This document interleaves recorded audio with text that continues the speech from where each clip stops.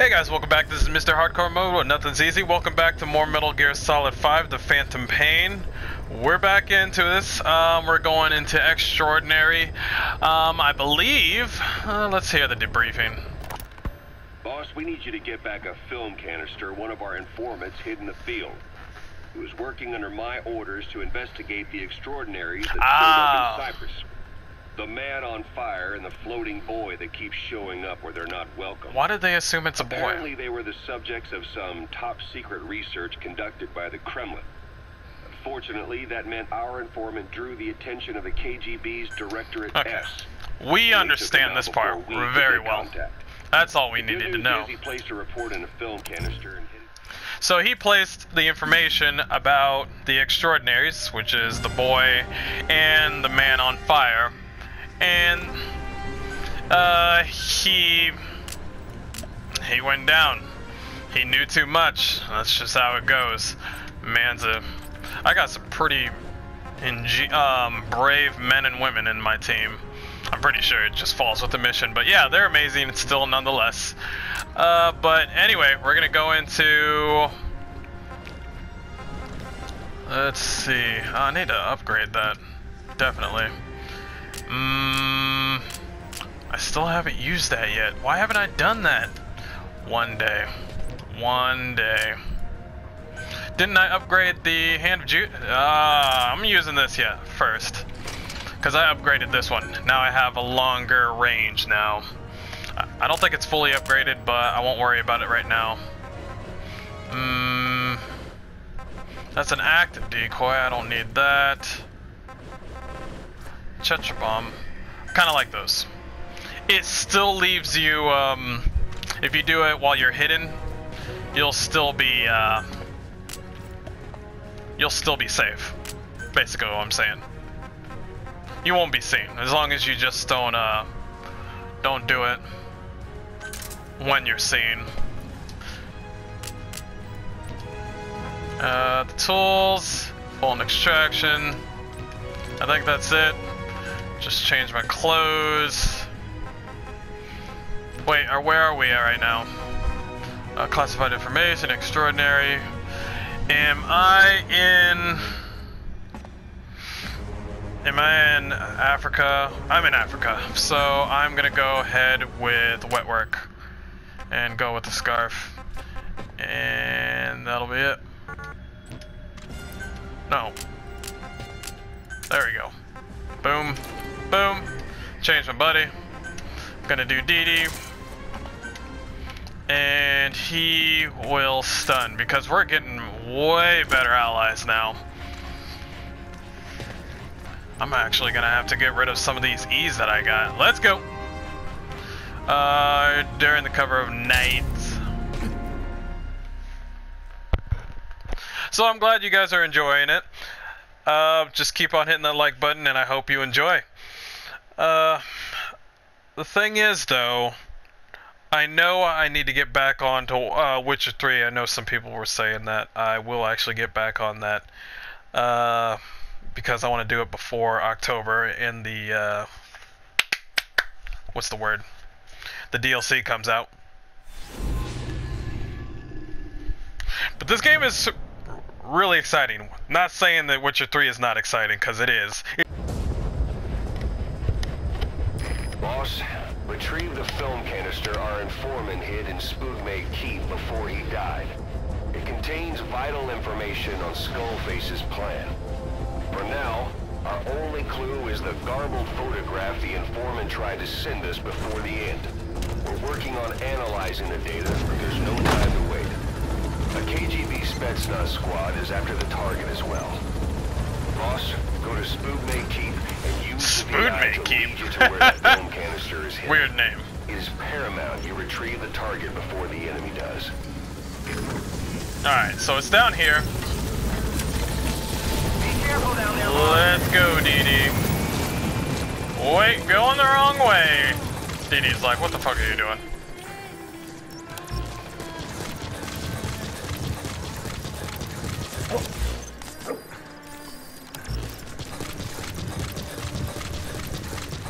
Alright. Let's head down here. I think I've been here, actually. This look like very keepish. Boss, get down. Whoa. The enemy sniper. Stay low and crawl along the ground. That should enable you to sneak past enemies. Well, I know who to watch out now.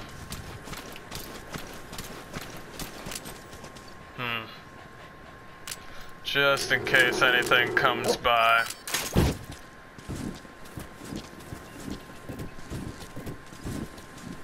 Actually, something is coming by.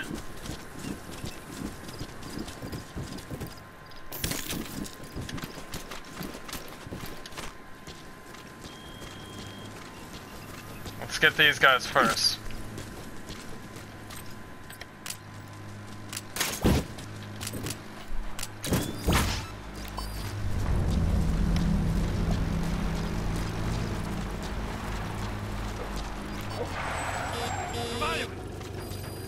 What the hell are you doing, Dee Dee?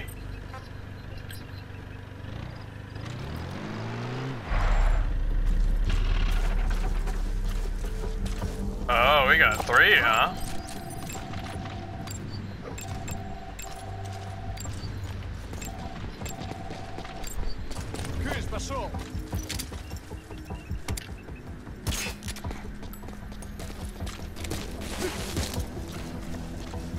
Well, I'm glad you guys got your priorities straight.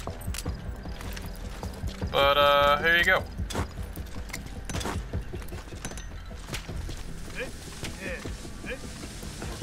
There we go. Aw, they're adorable. But yeah, I have no more time. They are about to find that thing and move. Yeah, you clear? You clear? You good? Yeah, good.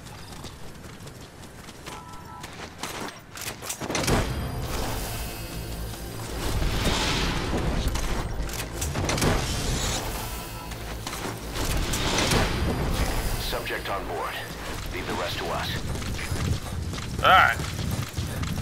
Glad they weren't gonna join them. I'm probably gonna have too much trouble dealing with them already. There's another truck? On the other side? Oh, fuck me, man.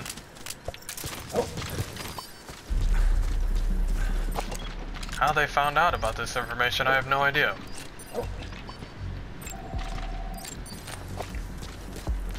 Got some good stats up from these guys, so not bad. Especially him.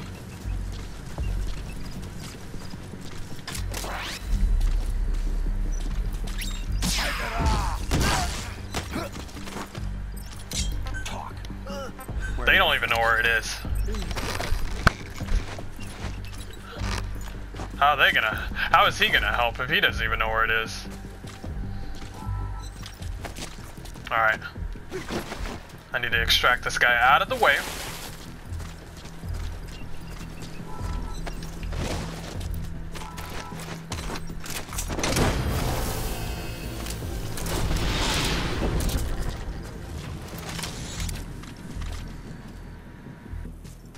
He's coming too. Roger that.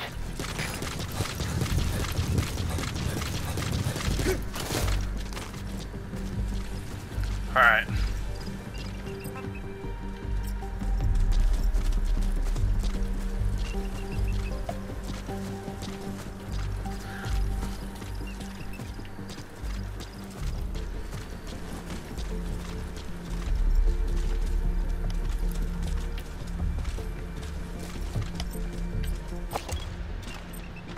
Get him.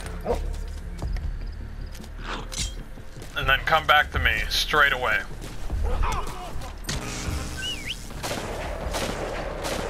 Wow. Wow, wow, wow. Boss, we fully decrypted the VI data. Now the target's hiding place should be clear as day. Check your iDroid.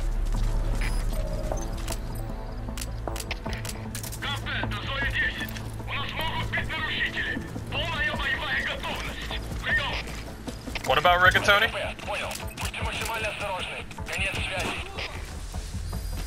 There we go.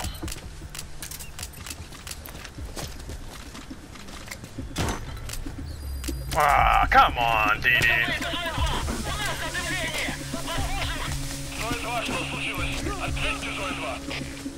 Didi, you know better not than to get in my way.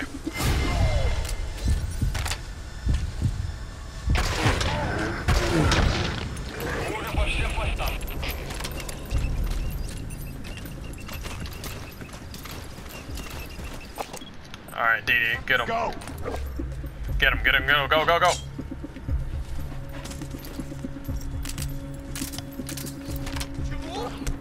Good boy.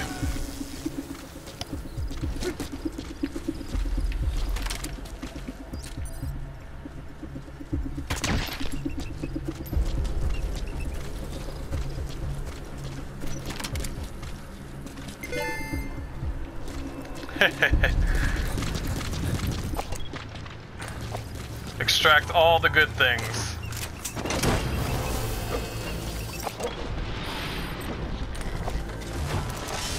Actually, all these guys are good. Subject on board. Leave the rest to us. And keep the bad one. Ooh. Take this one right immediately. He's coming too. Roger that. This one, not so much. Wake up. Where are the others? Speak.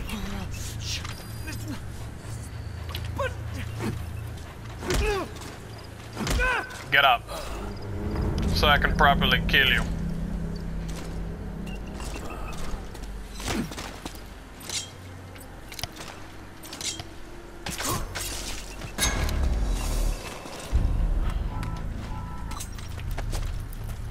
Alright. Time to get rid of a body. And what good way to get rid of a body is this? Wait, I feel like I need this car. Get off. Yeah, I have a feeling I need this car. Whoa! Arrivederci!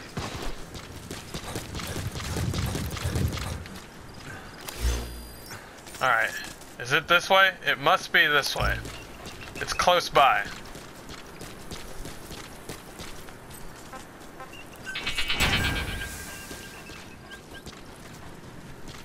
This bird, what? No, never mind. It's gotta be here somewhere.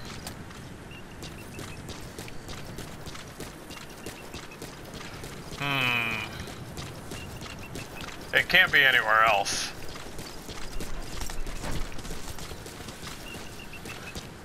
Just keep searching. Well, it looks like we got more friends. It's not exactly what I wanted. But whatever. Whoa! Found it! You've completed your objective. Now get out of the hot zone. Let's go, Didi. Fuck these guys. They're not part of the cool crowd.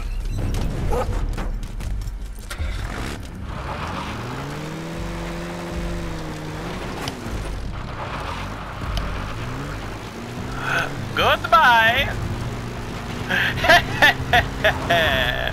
Me and Didi on the road to glory. That's it. You've made it out of the hot zone. No sign of the enemy. Mission complete, boss. We did it, Didi!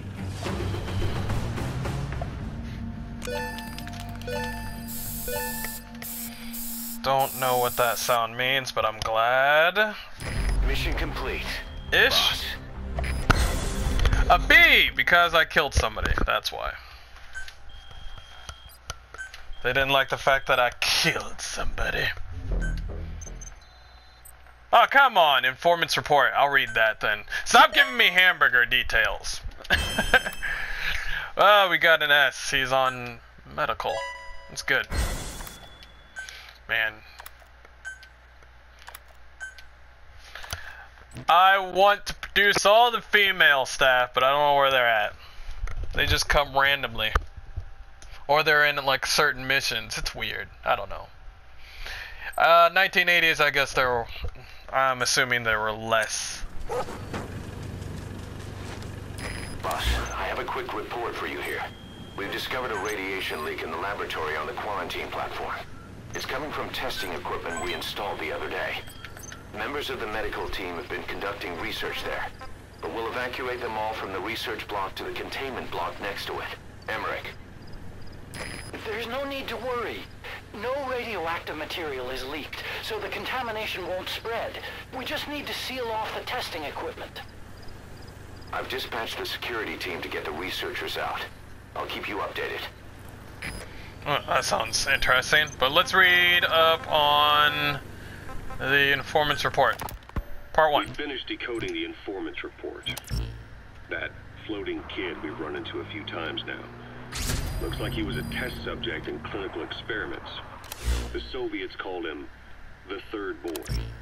The Third Boy was brought to a lab on the outskirts of Moscow from Czechoslovakia, after which he was due to be sent to a research center in Leningrad, then Siberia, and finally an academic town in Novosibirsk. Roger. It doesn't appear that the researchers witnessed the well, never mind. we've seen from him, but nevertheless he was quite the popular subject. His latent cognitive abilities suddenly awoke en route to Moscow. According to the report, the Third Boy was easily influenced by other individuals' biofields. Evil thoughts, in particular. They affected his mind like a virus. Extreme anger or resentment, motives for revenge, in other words. Now, during the transport flight to Moscow, the boy was exposed to a powerful mental energy field coming from a certain individual. Ever since, being conscious of his powers, he's become a sort of energy generator. I've noticed. What's unique about him is the way his acute telepathic abilities get taken over by another person's will. The boy began to physically parasitize individuals experiencing extreme anger and codify the host's desires. This includes amplifying the host's natural strengths. Or, in accordance with the host's desires, he can also implant program code in another individual, making them a puppet, essentially. Human neural synapses transmit weak electrical currents between What the fuck is going on over there? These electrical currents, though at a level difficult to observe, warp the magnetic field outside the body. The Third Boy is able to pick up these weak fluctuations. Contrary to psychotronics, which involves controlling the human mind, his abilities as a receptor are too high. The emotions he picks up from another individual are amplified and unleashed into his body as they recur in his brain. They turn into microwaves, which then affect the physical world, triggering paranormal phenomena like the spontaneous combustion of organic matter or psychokinesis, moving an object without touching. There's one other thing. While he's parasitizing a host, the boy's ego gets shut away, allowing the will of the host to take control of his powers. Wow. Like some annoying static drowning out your own voice. Or a medium or something like that. Isn't responsible for what's been happening. That is odd. Somebody's extreme anger has manifested through the Third Boy's powers in ways none of us could have predicted. Eli? You could say that I beat Eli 3 or 4 times. Just saying. Just saying, shit's getting real right now. There is more.